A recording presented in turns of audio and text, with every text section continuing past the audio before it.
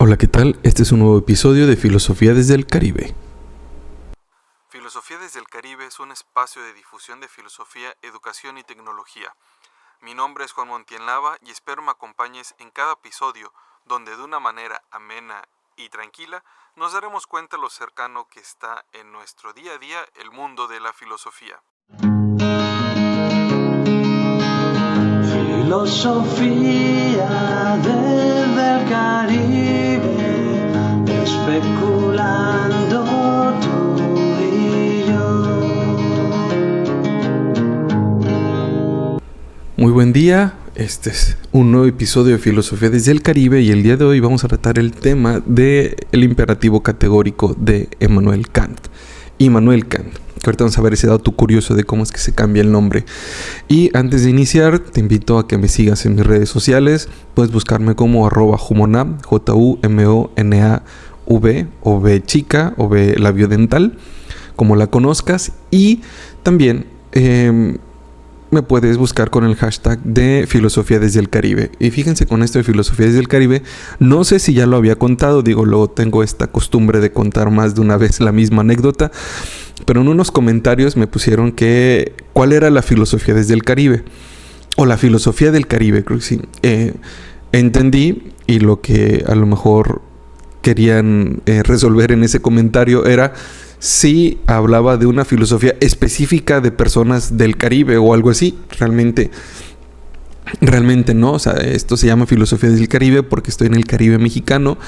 Primero en la ciudad de Cancún y después en la ciudad de Chetumal, que es donde estoy actualmente. Que claro, me entró la duda en esta parte de la extensión del Caribe mexicano, porque dije, si ya estoy en Chetumal, ¿será acaso Chetumal también parte del Caribe mexicano? Pero sí es parte del Caribe mexicano según las fuentes que consulté, ¿no? Entonces todavía sigo con esta idea de filosofía desde el Caribe sin ningún problema, no tengo por qué cambiarle nada. Así que, pues bueno, ya te comenté, te invito a que me sigas en mis redes sociales y déjenme decirles que ayer intenté grabar, lo grabé, pero no me gustó. Hubo como que esos momentos como que incómodos en los que no me pude concentrar. Me gusta grabarlos de una sola toma, es decir, de aquí y corrido, como si fuera una clase tal cual que estoy dando. Pero ayer interrupciones, ¿no? Entonces sí, no pude. Entonces este es el segundo día, no el segundo intento, porque si pusiera todas estas en las que me equivocaba, híjole. Yo creo que iban a ser más de lo que iba a durar este podcast, ¿no? En este caso, sigo trabajando el podcast de manera individual. Es decir, soy yo, edito, grabo y todo. Espero en un futuro ya tener un poquito más de contacto con otras personas para poder hacer este podcast sin tener invitados y no hacerlo yo solo, ¿no? En este caso, por ejemplo, voy a hablar del imperativo categórico de Immanuel Kant, estas 3 formulaciones. Hubiera sido padre que haber invitado a alguien, ¿no? El de caso es que estoy en Chetumal y no conozco a tanta gente de Chetumal. No quiere decir que no existan filósofos, o a lo mejor sí. Aquí está la carrera de humanidades. Así que ahí hay una línea hacia filosofía. De hecho, ahí doy clases. Pero no tengo, digamos, como que ese contacto. A lo mejor todavía meterme un poquito más ahí en la academia y en la universidad donde estoy trabajando. Sin embargo, la otra opción son entrevistas a distancia. El único detalle es el internet de la casa. Este internet todavía es de cobre. Sí, es de cobre. Y la velocidad es muy lenta. Hice pruebas con un cuate, pero no era fluido. Se trababa. Bueno, me cambié de casa y aquí hay unos megas más, o sea, no los grandes megas. Tenía velocidades de 7, 8, 11 era lo máximo. Aquí con lo máximo de velocidad he tenido 16, pero aún así no se alcanza a tener como que algo fluido como para poder mantener el podcast a distancia. Y además que estoy experimentando con algunos programas para poder trabajarlo, ya que no soy todavía como que tan experto. Sin embargo, eso no es una limitante. Algo muy sencillo es tener el celular, haces una videollamada por cualquiera de estas plataformas. Sin embargo, pues de repente uno quiere darle como que un cierto toque un poquito más profesional al asunto, ¿no? Pero bueno, El caso es que se desarrolla de esta manera y si tú eres de la ciudad de Chetumal y te gustaría a lo mejor participar, déjame un mensaje. Igual y te invito a discutir algunos temas o simplemente estar aquí acompañando en la emisión. Y como les comentaba, el día de hoy vamos a hablar de Immanuel Kant. Pero no voy a hablar de toda la filosofía de Immanuel Kant. Me voy a centrar en lo que son los imperativos categóricos. He estado teniendo como que esta pequeña, no de manera intencionada, esta serie sobre temas éticos, virtudes y demás. Digo, no es de manera intencionada de que sí lo haya planeado. Sin embargo, estoy aprovechando el contenido que estoy dando en clase para traerlo aquí al podcast, ¿no?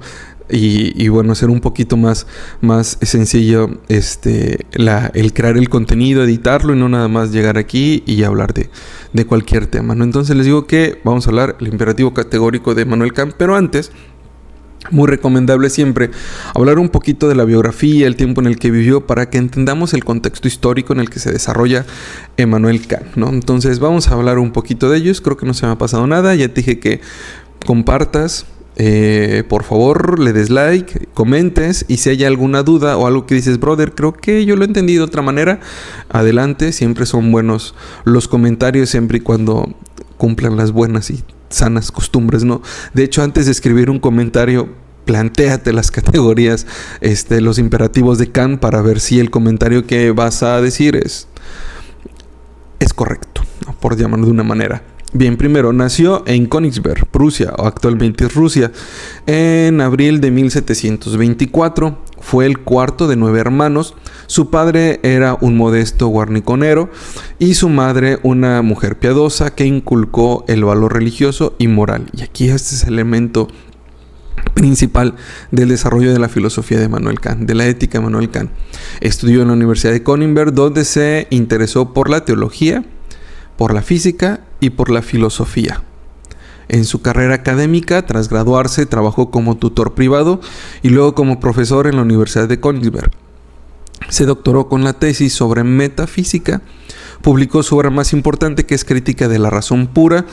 Es un tema clásico. De hecho, recuerdo que cuando llevé el seminario de Immanuel Kant en la carrera, sí era un poco complicado, ¿no? Son de estos cuates que tienes que leer a lo mejor con algún analgésico por los dolores de cabeza, entender la cuestión de la reflexión, ¿no? Pero bueno, aquí vamos a hacerlo a lo mejor un poquito más sencillo, espero te agrade. No nada más escribió Crítica de la razón pura, también tiene otras obras importantes como Crítica de la razón práctica, Crítica del juicio y Metafísica de las costumbres.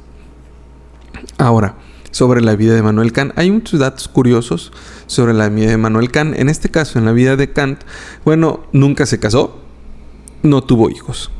Llevaba una vida austera y rutinaria, famosa por su puntualidad. Esta era una persona muy, muy puntual.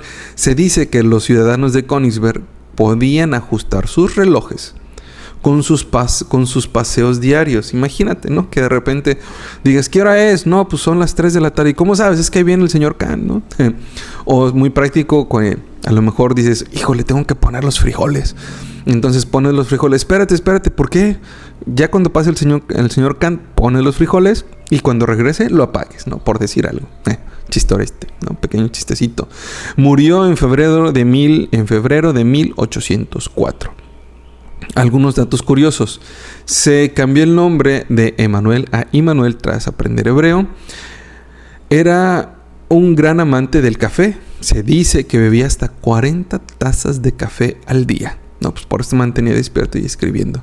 Era un defensor de la ilustración y de la libertad de pensamiento. Su obra ha tenido una gran influencia en la filosofía occidental y en otras áreas de la ética, la estética y el derecho. E incluso esta parte de Immanuel Kant, cuando hablamos de Kant y su pensamiento ético, vean, estamos hablando que murió en 1804. Digo, a lo mejor van a decir, no es tan lejos. Pues cómo no, pero aún así su pensamiento sigue activo. Aún seguimos hablando de Immanuel Kant. Y recuerdo que hace mucho tiempo platicaba con un cuate referente a algunos temas sobre ecología, medio ambiente, Carta de la Tierra y demás. Y comentábamos que bueno, que estos imperativos categóricos de Kant podrían ser algo muy práctico para utilizarlo ante estas situaciones, a lo mejor hasta climáticas, ¿no? Es decir, puedo o no puedo hacerlo desde una perspectiva kantiana con los imperativos, ¿no? Pero, muy bien. Antes de llegar a los imperativos, y vamos a ver dos momentos. Una, vamos a hablar lo que es la autonomía y la heteronomía en Kant, que es un elemento muy importante para comprender esta idea de los imperativos categóricos. Pero antes de llegar a los imperativos categóricos, voy a leer un pequeño dilema, el dilema ético de Ana, para que vayamos como que haciendo de una manera práctica lo que es la filosofía de Immanuel Kant. Bueno, la ética de Kant y los imperativos. Es decir, tengamos una imagen referente al cómo podríamos aplicar o en qué momento aplicar el pensamiento ético de Kant, los imperativos, y sobre todo que no está tan alejado de la realidad. Es decir, no es como que, híjole, ¿acaso es aplicable la ética de Kant? Sí, sí es aplicable. Por ahí luego me decían los alumnos, profe, llevo tantos días sin aplicar el binomio cuadrado perfecto. Y yo, sí, brother, yo también no lo he usado desde que me lo enseñaron. En el caso de aquí es muy práctico, pero en el hecho después de que le dije, no le dije, yo también, no, pues sí, no lo he utilizado el binomio cuadrado perfecto, o a lo mejor ni siquiera nos damos cuenta. Pero lo que sí le dije es de que esto te ayuda a desarrollar algunas actividades cognitivas, no tanto que vas a ir a la tiendita y dices binomio cuadrado perfecto, sino que desarrollas pensamiento crítico, ¿no? Todas estas materias que vemos en las escuelas, no lo veamos como que es que no lo veo en la vida cotidiana. No, piensa como desarrollo de pensamiento crítico. Pero bueno, regresamos a Kant, y ya me desvío un poquito sobre el tema, y siga poniendo atención. No sé dónde me estás escuchando y ponme en los comentarios si me estás escuchando. Bueno, si vas manejando no lo anotes, creo que ya otra vez que lo digo, pero puedes cuando llegues a tu destino. Si estás escuchando a lo mejor por una de las plataformas de solo audio, también es válido. Estoy en YouTube, en diferentes plataformas. Recuerda buscarme como Filosofía desde el Caribe. Ese hashtag lo puedes encontrar incluso en TikTok. Y bueno, heteronomía y autonomía. Kant distingue dos tipos de ética. Una, la autónoma y la heterónoma.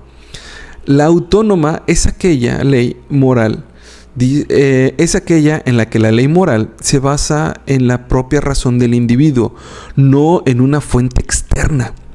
Eres tú la persona que reflexiona, que dice, que habla, que discierne, ¿no? La voluntad es autónoma cuando se determina a sí mismo a obrar de acuerdo a una ley moral. Es decir, no esperas como que algo, sino simplemente tú eres el que, de acuerdo a tu inteligencia y voluntad, tomas esta serie de decisiones. Y por otro lado tenemos la heterónoma. La heterónoma es aquella en la que la ley moral se basa en una fuente externa al individuo, como la religión o la ley civil o las costumbres sociales. La voluntad es heterónoma cuando se determina obrar por motivos externos a la ley moral, como el miedo al castigo o a la búsqueda de recompensa. Es decir, lo haces ¿por qué? Porque te dijeron, porque tienen que hacerlo. No hay un discernimiento. Probablemente puedes decir, ¿sabes qué? Sí lo hago, sí me lo dijeron, pero dentro de mí hice toda esta serie de discernimientos para determinar hacerlo o no hacerlo, ¿no? Pero lo heterónoma va en ese sentido. Es algo externo que me dice, me da la pauta para dirigirme, para actuar en mi vida cotidiana, ¿no? Para Kant la única válida es la autónoma y es la fuente de los imperativos categóricos, estos tres imperativos. Esto se debe a que la ley moral debe ser universal, es decir, válida para todos los seres racionales, Una ley moral heterónoma no puede ser universal, ya que depende de una fuente externa que no es compartida por todos. Es decir, puede ser que algunos determinen de alguna manera qué es lo que se tiene o qué es lo que no se tiene que hacer, sin tomar en cuenta al individuo como tal, sino simplemente una cuestión de condición de ordenamiento social. No quiere decir que está mal, sino simplemente Kant dice, no, yo no estoy tan de acuerdo con la heterónoma, para mí es más válida la autónoma, ¿no? En el caso de la ética autónoma, actuar de acuerdo a la máxima de que nunca debes tratar a la humanidad como medio, sino siempre como un fin en sí mismo. Esta es un ejemplo de ética autónoma. Decir la verdad, incluso si te costara algo. Ayudar a los necesitados incluso si no recibes nada a cambio. Y aquí hay y ahorita les digo un ejemplo, ¿no? Algo que sucedió hace un tiempecito.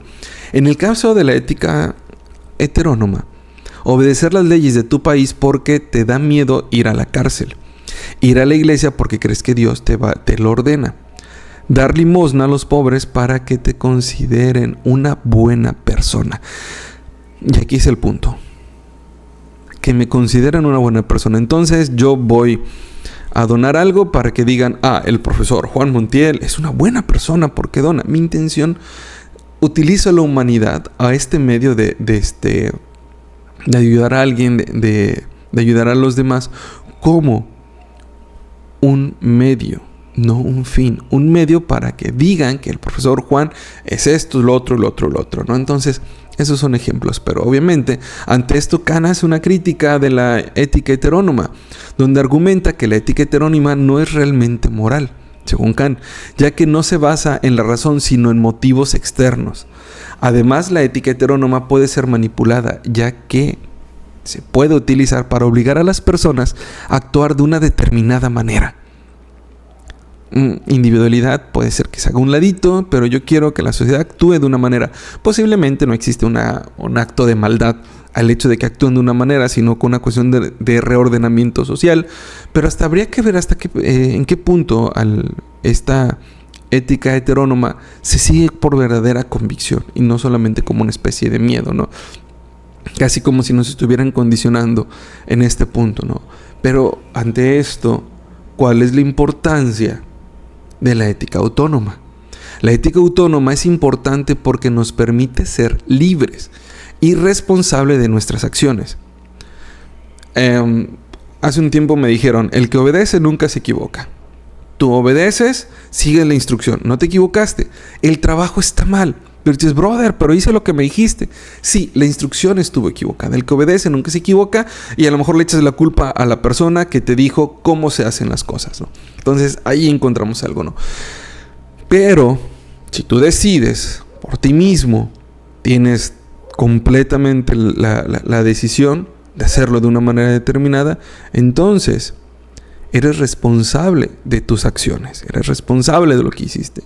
Cuando actuamos de acuerdo a la ley moral autónoma, estamos actuando de acuerdo a nuestra propia razón y no estamos siendo manipulados por fuerzas externas. Y no nos vamos a meter en detalles entre si somos libres, si hay un último acto de condición. No vamos a entrar en esos detallitos, ¿no? De las cuestiones del sentido de la libertad.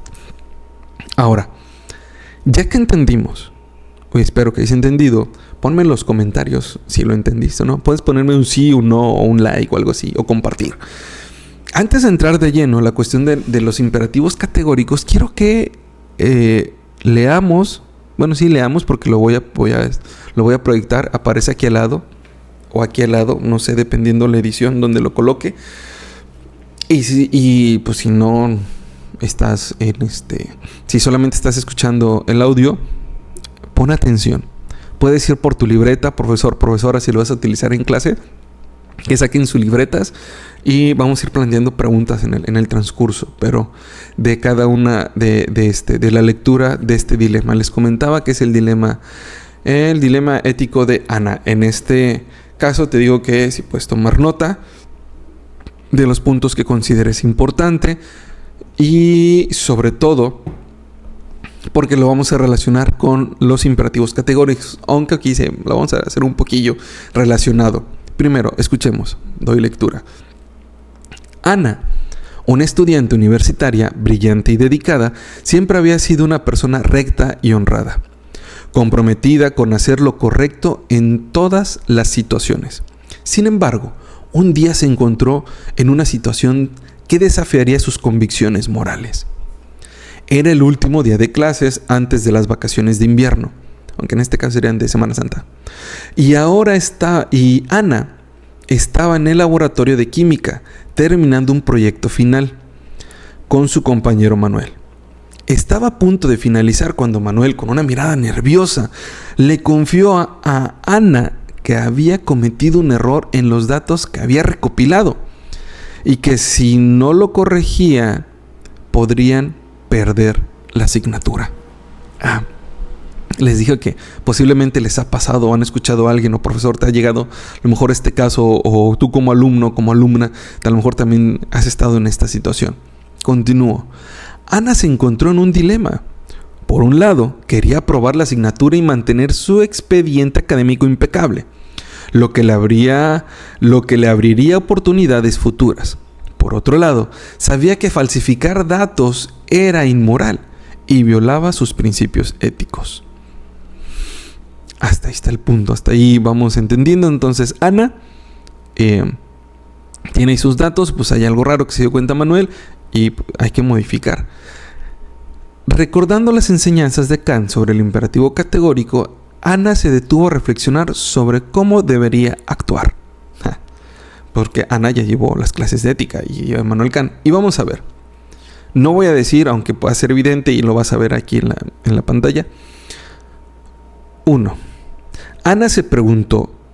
Este ya es un discernimiento que tiene Ana con base en los imperativos categóricos de Kant. Y una vez que dé lectura a cada una de estas reflexiones que tuvo Ana, nos vamos a ir directo a explicar los imperativos categóricos, pero te comentaba que era importante que tener este dilema, escucharlo para poder relacionarlo, ser un poquito más práctico.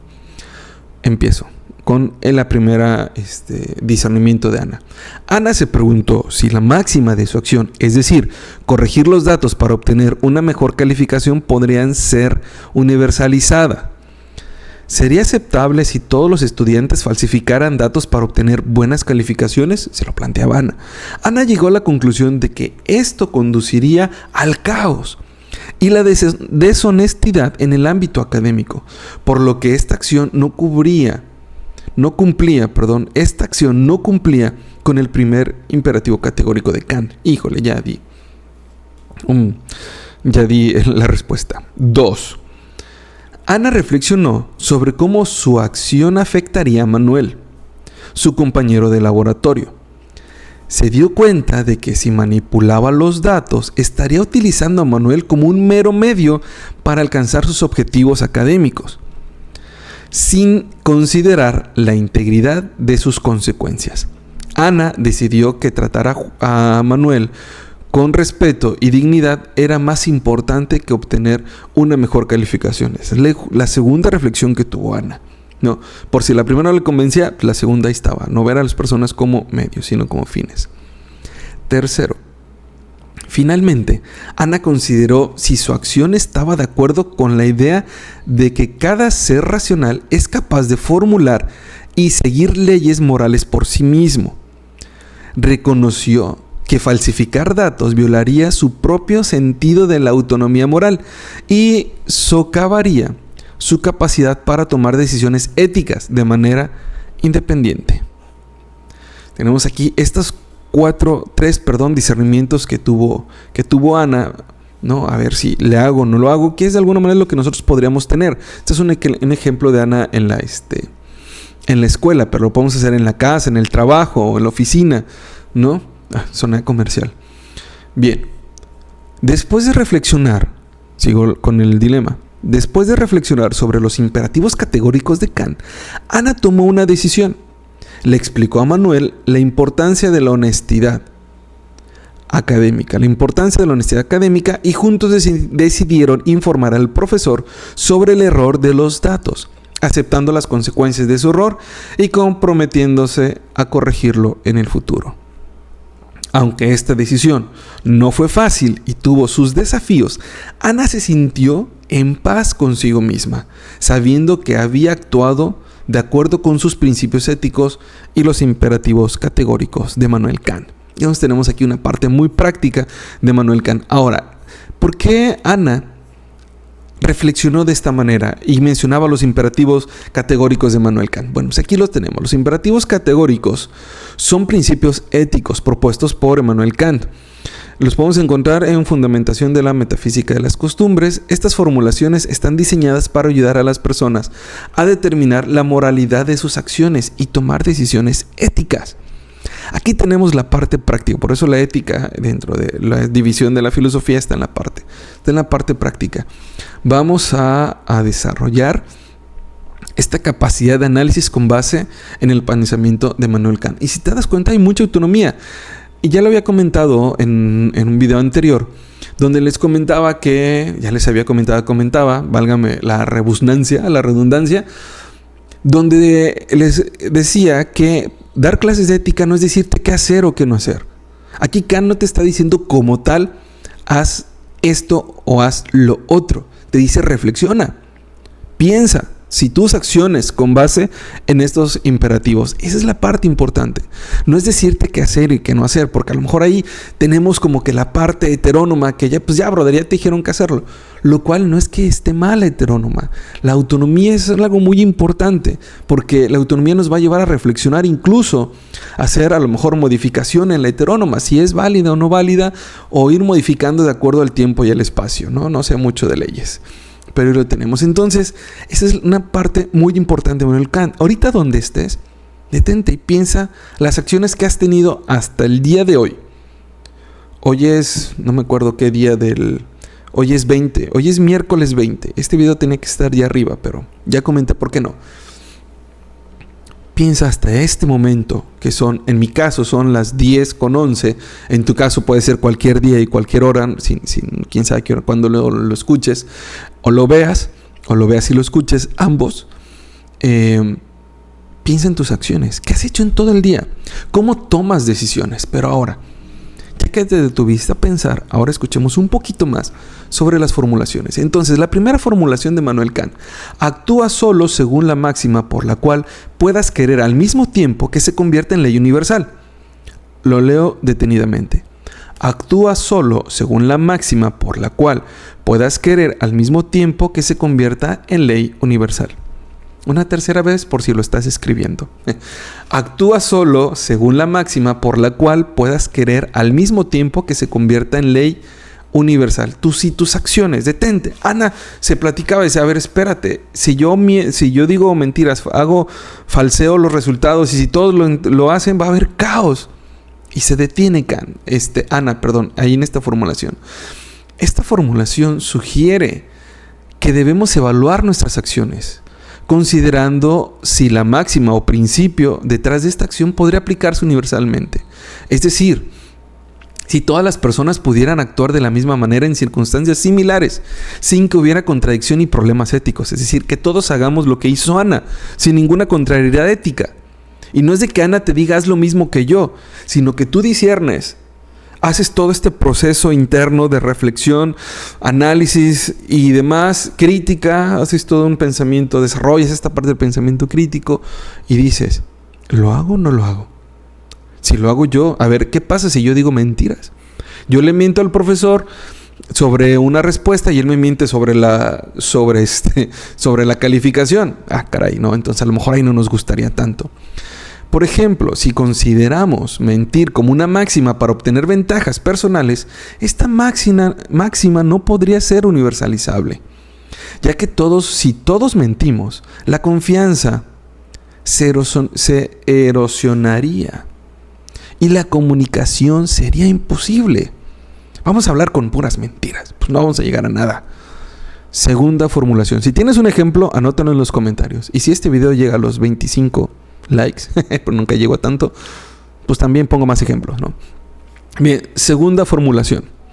Obra de tal manera que uses la humanidad tanto en tu persona como en la persona de cualquier otro, siempre al mismo tiempo como un fin y nunca simplemente como un medio.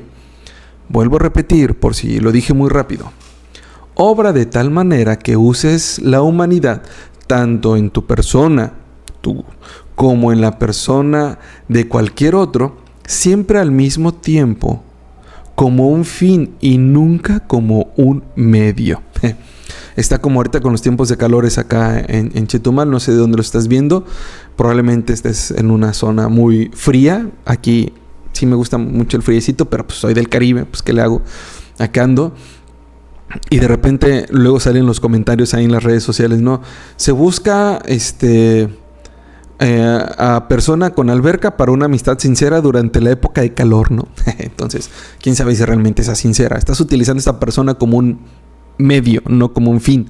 Puede ser un chistorecillo, ¿no? De que alguien no lo diga en serio, pero a lo mejor dice, oye, yo tengo una alberca, pues si quieres ven a pasar el ratillo, ¿no? No lo sabemos. Ahora, esta formulación enfatiza el respeto por la dignidad y el valor inherente de cada ser humano. Nos insta a tratar a las personas siempre como fines en sí mismas y nunca solo como un medio para alcanzar nuestros propios objetivos. Significa que no debemos manipular, explotar a otros, a otras, para nuestros propios fines egoístas, sino que debemos valorar su autonomía y tratarlos con respeto y dignidad. Segunda formulación, ver a las personas como fines, no como medios. Ya me iba a traicionar la dislexia. Ahora bien, estoy viendo las notificaciones que me están llegando a mis alumnos de que ya están haciendo la tarea. Bien, perdón por distraerme un poquito. Ya hasta se me fue la idea. Pero regresemos. Ahora bien, en estos casos, cuando pensamos en las cuestiones de los fines, no como medios, en el ejemplo de Ana, vemos que está este personaje Manuel. Y Ana podría utilizarlo como ¿qué? Como un medio. Modifícalo, brother. No pasa nada. Tú tranquilo. Para lograr su fin, que es la cuestión académica. Entonces, ahí hay ciertos matecillos ahí, ¿no? Tercera formulación. Muy importante, al igual que las otras. La idea de voluntad de todo ser racional como legislador universal. La tercera formulación. La idea de la voluntad de todo ser racional como legislador universal. En otras palabras o en otro lado es que seas al mismo tiempo legislador de ti mismo. Es decir, que te detengas a decir, a ver, ¿debería o no hacerlo? Entonces te vuelves a ti mismo al mismo tiempo legislador. Esta formulación se centra en la idea de la autonomía y la autolegislación moral. Es decir, no esperar a que alguien me diga si sí o si no, sino simplemente yo digo, así es. Tengo que llegar a la idea de que si todos lo hacen, no utilizarlos como medios, pero tú mismo debes de tener la capacidad de juzgarte, de autojuzgarte. Nos recuerda que nuestra acción debe ser consciente, con la idea de que cada ser racional es capaz de formular y seguir leyes morales por sí mismo. No necesariamente porque está ahí la parte legislativa, porque está ahí la parte de las costumbres, porque está ahí la parte moral, porque está ahí la parte de las costumbres. No necesariamente, sino porque tienes la capacidad de gobernarte a ti mismo, ¿no? Debemos actuar de manera que respetemos y promovamos la capacidad de las personas para tomar decisiones éticas y seguir sus propias normas morales, ¿no? Esto también nos sirve, le digo, al final de cuentas como seres humanos vivimos una sociedad y estamos cambiando constantemente, cosas que no veíamos. Está como ahora, tenemos que preocuparnos por una legislación en redes sociales, por una legislación en inteligencia artificial, una legislación en cuestiones de teletrabajo, ¿no? Vamos hablando, incluso vamos obteniendo como que hasta costumbres, ¿no? Este tiempo que vivimos en pandemia, de hecho aquí en México, por si me escuchas de otra parte del planeta, acabamos de pasar un fin de semana que fue un puente, que le llamamos puente cuando juntamos días inhábiles, los unimos, sobre todo en un fin de semana. Fue por natalicio Benito Juárez. Hace 4 años fue cuando nos dijeron, solamente nos vamos 3 meses para erradicar la cuestión de la pandemia, ¿no? Pero esos 3 meses se extendieron al tiempo de que todos ya conocemos. De hecho, un abrazo a todos aquellos que perdimos, que tuvimos algún tipo de complicación durante este tiempo de pandemia. Creo que no sé si ya podemos considerarnos completamente libres de este acto, pero bueno, un abrazo. Todos estuvimos en esta situación. No estás solo, no estás sola. Bien, ahora, seguimos con la cuestión de estas 3 leyes. Me salió un poquito. Con estas 3 leyes, en este caso, estas 3 formulaciones de los imperativos categóricos, Kant no te dice, haz esto como una cuestión heterónoma, sino tómalo para que reflexiones. Tómalo, no te dice si tu acción tiene que ser esta o aquella, sino reflexiónalo para ver si es esta o aquella, ¿no? Entonces, ya como que un poquito a manera de cierre con con lo que fue los imperativos categóricos de Kant. Espero te haya gustado, te haya servido. Te invito a escribir en los comentarios algo que te haya sucedido. Si llegaste a reflexionar un poco sobre algún tema, sobre alguna acción y te detuviste posiblemente no consciente de los imperativos categóricos, pero dijiste, brother, yo lo hice sin los imperativos, ahora eres consciente de ellos. O posiblemente tú eres consciente de los imperativos categóricos y entonces los trabajas constantemente. Les digo, a mí me agrada, me gusta mucho este tema de los imperativos categóricos, me gusta mucho dar este tema. De hecho, hoy en la tarde voy a dar este tema en la universidad y espero te haya gustado, te haya servido de una manera sencilla lo que son los imperativos categóricos y los pongas en práctica. De mi parte es todo. Mi nombre es Juan Montiel Nava. Estuviste y espero que sigas estando en este podcast Filosofía desde el Caribe. Esto fue el podcast Filosofía desde el Caribe. Semanalmente se estarán presentando nuevos episodios. No se te olvide compartir y suscribirte. Esto ayudará a mantener el ritmo de las publicaciones.